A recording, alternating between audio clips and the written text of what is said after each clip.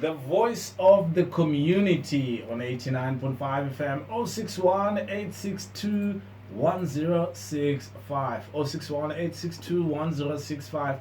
In studio, I'm joined by someone who's no stranger to Bush Radio. He's been here. I was telling him, you've been here since dinosaur days. Been coming here, and also obviously for best good reasons. He's also an author, the lover for literacy, and also the lover for environment, especially his latest book that we'll be speaking about. He's also wrote a book called Captain AK and Mr. Shoes, and also Captain AK and Miss Robby, the one that we're going to be speaking about, and also another one, Just Pass Math, a success guide for parents and students on how to, be able to write maths. I know that there's always a stigma when it comes to maths in the K-flash that, hey, maths is for nerds or it's for clever people. But Paul Vin managed to explain to us. He said, you know what, you can do it this way, and then it becomes easy and clear, especially for students. Paul Vin, how are you, and how's 2023 so far for you? Thank you very much, Kusi, for it's an honor being here today. It's always good to be represent Cape Flats and Beacon Valley and Mitchell's Plain at one of the biggest community radio stations in Africa. So 2023, yes, it's been, I think it's almost like 2020. So many things have happened. We have water problems now, something that I haven't could have imagined happened in South Africa. So yeah. And the crazy thing, though, when you said the biggest radio station, I'm not boasting to you, but Bush Radio has also been nominated for the South African Radio Awards, including this show you're on now, the Morning Cruise, and the other two, which is Sakisi's and the Breakfast Wake Up Show, which is on weekends. Congratulations. Yeah, thank you for that.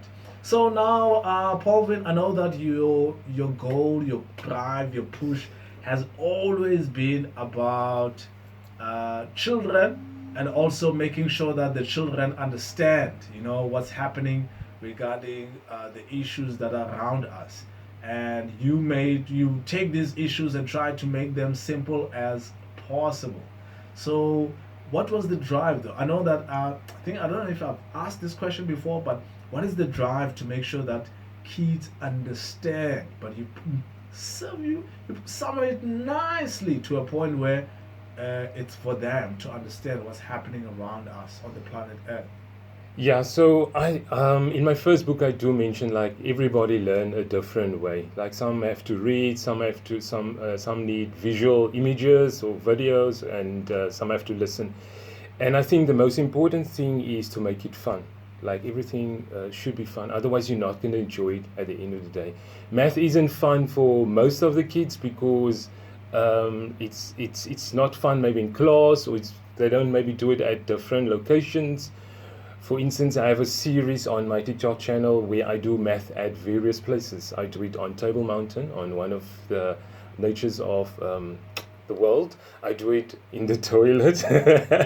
I do it in while it's load shedding, just to encourage kids also and the youth out there that yes, things are tough at the moment, but remember 30 plus years ago, it was tougher for our parents and for our great grandparents as well. So the most important thing I think is fun, so that I can consume this knowledge and learn from it as well. Again, if you have just tuned in now, you're tuning into Bush Radio 89.5 FM. We're speaking to Paul Vin Webster, who is no stranger to Bush Radio. The author who writes children's books now returns with his latest book titled Captain AK and Miss Robby, where we'll be speaking more on the book. And also the book is set around the Beacon Valley, Mitchell's Plain. So yeah, man, thank you very much for coming through. So now the book is out, and okay, take me back first, because this is interesting. When I read it, I was like, oh, okay. You have clearly been busy, since the last time we spoke with you. So take us, or the listener, through what inspired this recent book. Because when I read the story, I was like, oh, snap. So you have the mind of a creator that think of an idea and just like it. You just do it, you know. Yes, yes. So yeah, so these three things that did inspire me to write this book is obviously the first one is the environment. All the changes, climate changes that we are seeing now is due to obviously the bad things that we've done. Okay, the flood in KZN, natural disaster, more than 400 people passed away.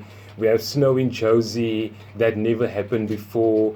We have floods now in Cape Town. It happened before, but I mean it's on a higher scale. We have tornadoes. We have earthquakes. Yeah. A few months ago, or a few weeks ago, we had whales. I think about 100 plus whales succumb to climate changes. So because the temperature in the ocean was a little bit hot. So that's what inspired me. That's the first thing. The second thing that inspired me to write this specific book is 81% of South African kids in grade 4 can't read for meaning, which means if you give them something to read, they will be able to read it, but if you ask them questions afterwards, they won't be able to read it. Answer those questions. So that's the second thing. The third thing is obviously, I'm not sure if everybody could remember the seal who got lost on the Cape Flats. I think it was last year. Like everybody wondered, where did the seal come from? You know, it was in Athlone of all places, maybe not Constantia or close to the coast. But I mean, everybody was wondering, and there was a lot of stories that went around. So I was like, maybe the ocean was a little bit too hot for the seal, and now seeking for a cooler place to stay a little bit and move back to the ocean when it's cooler. And there's no cool place like the Cape Flats. I mean, I'm here today for those who can't see me, I'm wearing my wine shirt.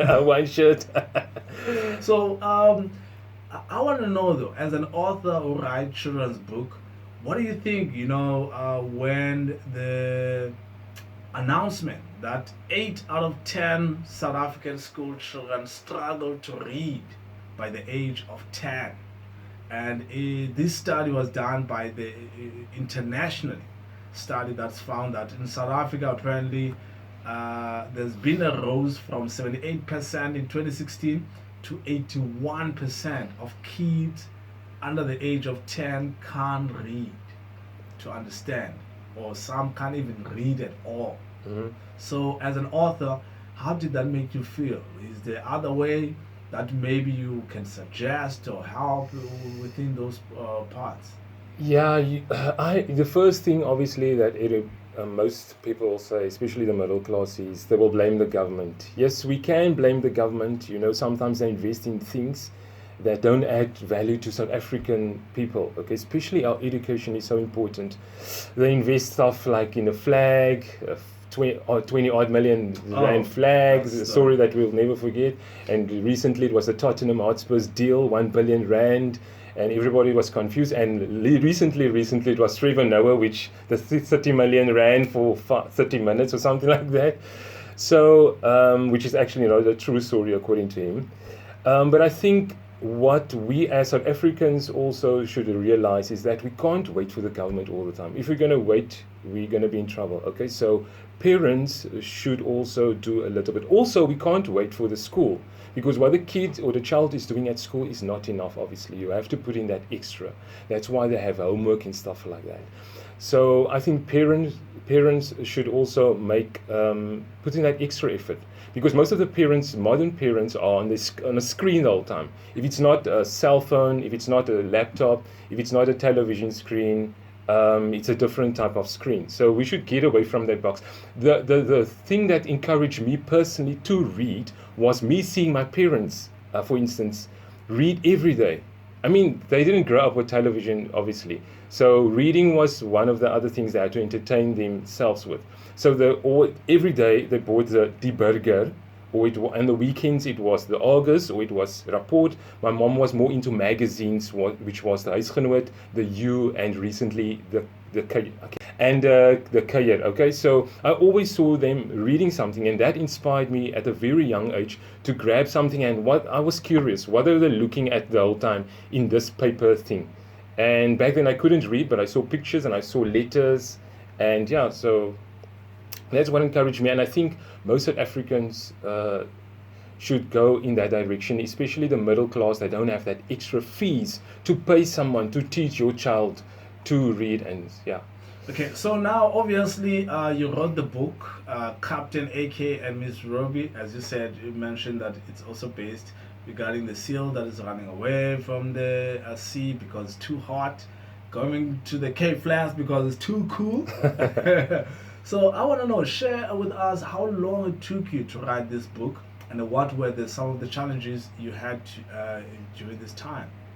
Let's start off with challenges, like because I'm more into reading academic stuff and how to self-help books. So for me, I think a children's book is always the gap. Like how come there's always a gap. I'm not sure if you've noticed if you've read a children's book. How did a seal end up from the ocean to a fridge? Because that's a huge gap. I want to see that whole path, the route, how it got there, for instance. So that's one of the challenges, just the gaps in children's books. And the other thing is, well, how long it took me? It took about, I will say, 8 months.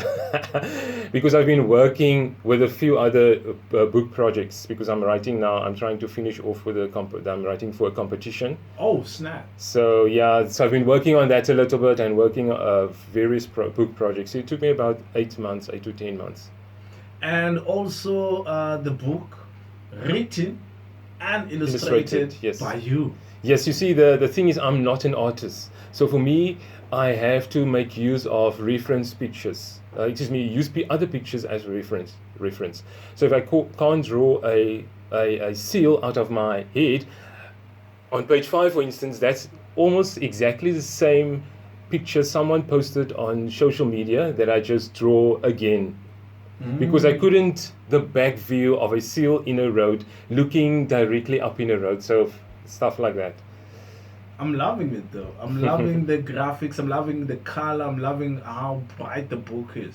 So now you on the launch, on the day of the launch, you send us some pictures, right?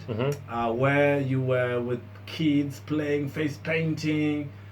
Tell us, about that and how you felt launching your book and reading it to kids. Yeah, so it's always an honor, and it should be an honor for everybody who grew up in the Cape Flats to always go back and invest in our kids. I always look at some of my friends and family members and those who grew up on the Cape Flats. You after you finish school, you get a degree, you get a good job, you move out of Cape Flats, and you never look back.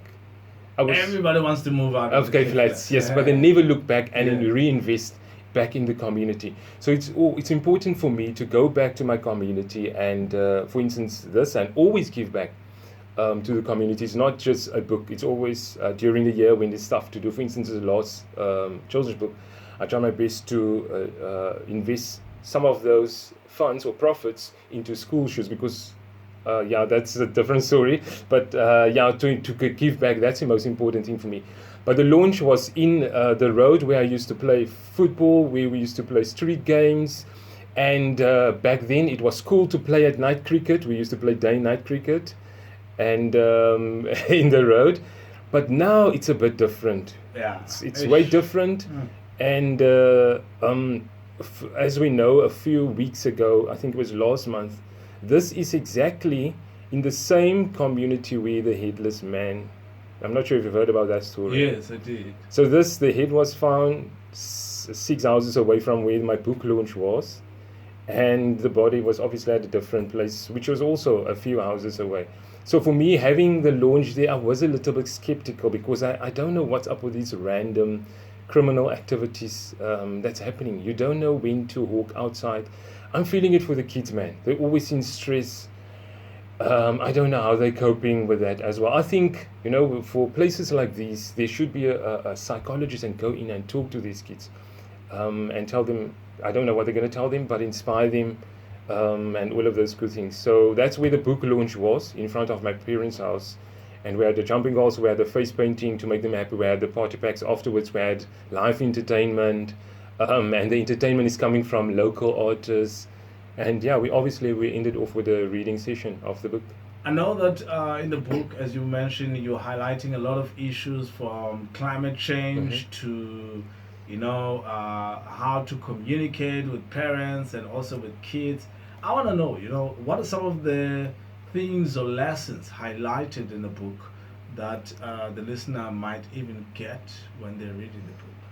Yeah, so so it's important that everybody should be aware of this climate change thing. Like, I'm not an environmentalist scientist or a climate change buff, but like I said, I think we have all these other problems that we can control. Shedding, we can control that.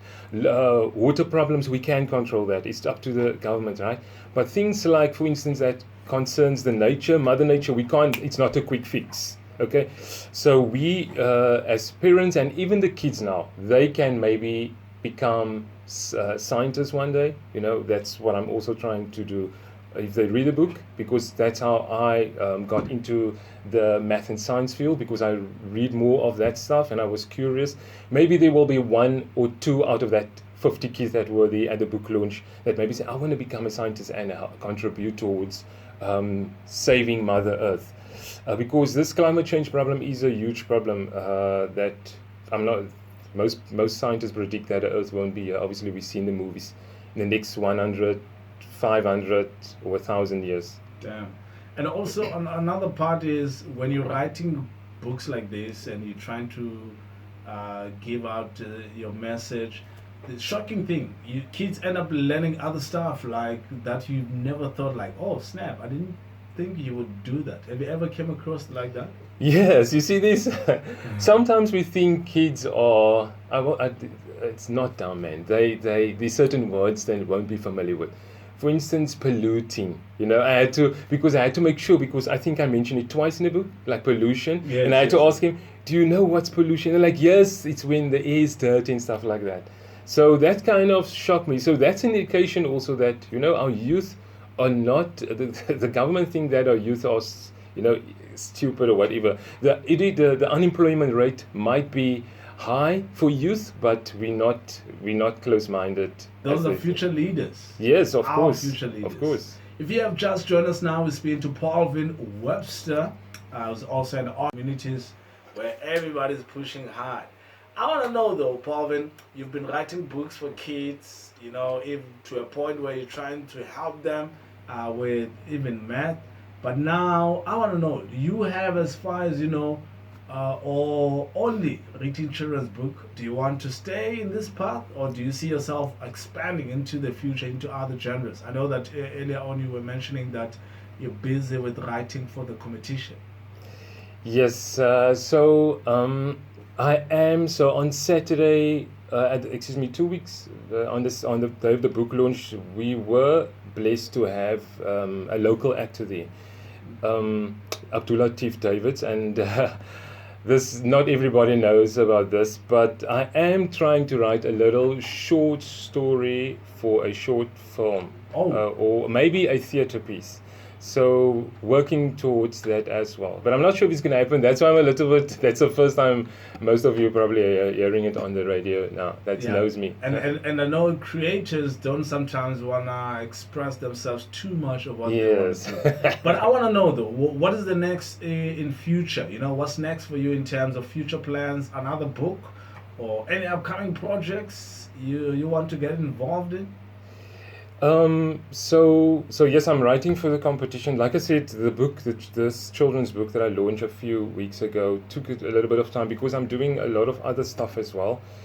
And one of those things is I was thinking last year as well, so I've been doing this since last year as well, that we have 11 official languages in South Africa. 12 now. Yes, 12 now. Sign language. Yes. So we have those languages, but my book is only available in English, okay?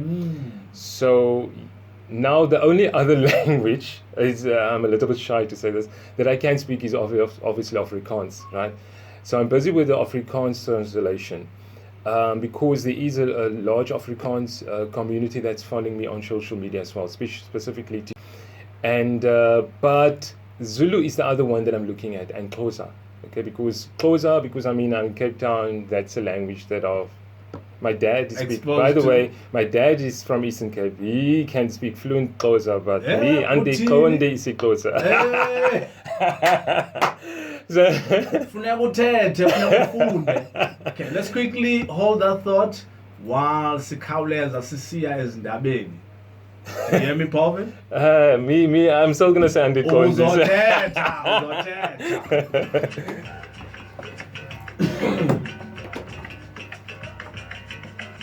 Any good news about We Africa? don't do that in Africa. Thanks to Esso for giving us the news. I was asking you, any good news in the continent? Damn, man, of what's happening. And also, if you want to hear more regarding those stories at 12 o'clock, that's where you can hear more. So now, obviously, Paulvin, as you're saying, you're planning those things to change for the books to be available in different languages. And the digital world, have you explored? Yes, so it's a bit challenging. I'm not sure why always for South Africans to get something on platforms abroad. It's a bit challenging, but for people abroad in different countries to get something into Africa, it's easy for them, right? So my first book is on Take a Lot, okay, just past math. But I have to increase my sales with the children's book so that I can get it on Take a Lot as well. But I'm exploring with Amazon as well. And I was thinking recently something, because I want to do more, because I'm an educational influencer, I want to convert some of these books, because it's a picture book. It's making small videos. Kids can learn from this also. That would be amazing. Yes. Yeah. And even like there's this organization that's doing the Cape Flats Book Festival on the 4th and the 5th of November. And they have this character called Oki, and they're doing puppet shows. Kids can learn from that. They read the books, but the mascot is also there. So stuff like that, our youth can learn from it as well. So, what's next for you in terms of future plans? Another book or any upcoming projects you want to get involved in? Yes, so like I've got too many book projects now that I'm nibbling at. The one is for the competition, and projects that I'm going to be involved with now is or more book festivals that I want to attend, obviously to represent Mitchell's Plain and Cape Flats. I am representing Beacon Valley and Mitchell's Plain at the Cape Flats Book Festival, which is going to be at West End Primary. So I'll be there on the 5th. People can come hear the stories. I'll be there as well. Please come through. Give us the dates and times. So on the 4th, it starts at 10 o'clock, and I'm not sure what time it will end on, and as well as on the Sunday, which is on the 5th of November. That starts at 10 o'clock, but it will end at 2 o'clock the afternoon. But my session will be at, I think, 11 o'clock or something like that. If you have just tuned in now, speaking to Paulvin Webster, an author. I'm not going to say a children's book author. I'll just call you an author. I don't want to box you. So I want to know, though, is there anyone you would like to collaborate with in future? Wow, that's the first, because I'm always thinking of, like I said, I'm working towards, because I'm still building. I'm still new, basically, in this writing and author journey. So there's this guy called Christo Davids. He's a director. He was an actor. He's doing more theatre stuff now. But he's writing a lot of screenplays and theatre stuff. So I would love to collaborate with him one day to tell more stories of the Cape Flats. That's possible. For the Cape Flats. Because actually, it's going to happen. Let me not say it's possible. It's going to happen. It's going to happen. Okay, Paulvin, before we let you go, I know that you were busy, but you managed to take time and come to Bush Radio. Where can people get you in touch with you, and also where to follow you on social media? So on social media, it's just my name and my surname, so Paulvin Webster. And then the book, I have a lot of emails. So for the book, they can just email me at Just Pass Math. So Just Pass Math. I have the other one secure, Just Pass Maths, just in case somebody typed accidentally in the S. So they can email me from that, and then also there's a WhatsApp number 0655 480 109. Say the number again. 0655 480 109. Paulvin, before we let you go, I feel like you know the drill already, where we ask our guests to give us words of motivation, words of encouragement. As you know that we're slowly approaching festive season, a lot of people are stressed out because they didn't have money, Yes. you know, all these things. What would you like to say to that listener who's listening now? Yeah, so we went through the year's almost finished. You know, we have a few days left, a few weeks left of 2023. But and try not, for me personally, I never try to catch up with the Joneses, because now a lot of people, you know, especially this thing, social media, they will see people are going this places, and they will get into debt, and when they come back, we know the drill. They have to sell stuff so that they can cover up for that debt as well. So don't try to catch up with other people's chapter 20s, trends and stuff like that. They call it soft life. You know, don't go for. You can soft life, you can have the soft life, but hard life first. Let's talk about hard life. You know, everything in life is difficult in the beginning, messy in the middle, but gorgeous at the end. So let's just try to push through this. We're going through a tough economy at the moment. Things are not looking as good as it should be, but I believe we will get there. If everybody believe, like they say in the Springboks now, do you believe? So if we believe, then it will happen. Paulvin Webster for coming through to Bush Radio 89.5 FM. Thank you very much for coming through on 89.5 FM. Any last words? Maybe something that we forgot that you want to touch on? No, not at all. First of all, thank you very much. It was an honor being here. No, thanks to you for coming through. Here. No, thanks to you. You know, we feel blessed as Bush Radio, and especially also for a listener to know that, you know what, it doesn't matter where you're from. If you want to do something, you can do it. If Paulvin, all the way from Mitchell's Plain, Bacon Valley, who grew up in the dusty streets of Mitchell's Plain, but be able to write these books, talk interviews, do other stuff, still push, and hey, I can do it too. You know, we want the listener to say, I can do it too. And you're doing it. Thank you very much. Thank you very much. Thank you very much for having me, man. Yeah. Thank you very much. And also have a beautiful year of 2023. And in hoping everything that you want is going to happen the way you want to. Likewise for Bush Radio. And once again, congratulations on the nominee. Yes. I know you're going to get it, man. Thank you. We receive those beautiful words. And also, Paulvin, do you know Kwaito? Do you even listen to Kwaito? You're not the music guy. No, I'm the music guy. I used to sing in one of the best choirs in the world. Snap. Yes. University of Stellenbosch. Oh yes, the best university choir, the best choir in the world. Yes. So but the thing is, you grow up with music since Sunday school years. So I've been singing in all the choirs: Sunday school choir, male Sunday school choir. I've been in the clubs. I've been in the nachtroep. I've been in the Malay choir. I've been in the youth choir. I've been. Yeah. What have you not done? Damn, taking over everything. So I'm a music lover, but recently it's more amapiano. Oh yes. No. Today it's Wednesday. We have amapiano days. Yes, but today, since it's Wednesday, we're celebrating South African music and Kwaito. You know, most we're focusing on Kwaito. Okay. Yes. So you don't know Kwaito because you're young. I'm not even sure the what's his name, Arthur. Yeah, I'm playing him now. Okay. Really? Yeah. Thank you very much for coming through. Thank you very much. That is Paulvin, and please try to get his book. If people want to get your book, how can they do it quickly? Via email and, like I said, WhatsApp, and hit me up on social media. justpassmath@gmail.com. Again? justpassmath@gmail.com. No number. 0655 480 109. Again, the number? 0655 480 109. Here's your favorite artist, Arthur. Thank you very much for coming through. Thank you very much. No, thank you.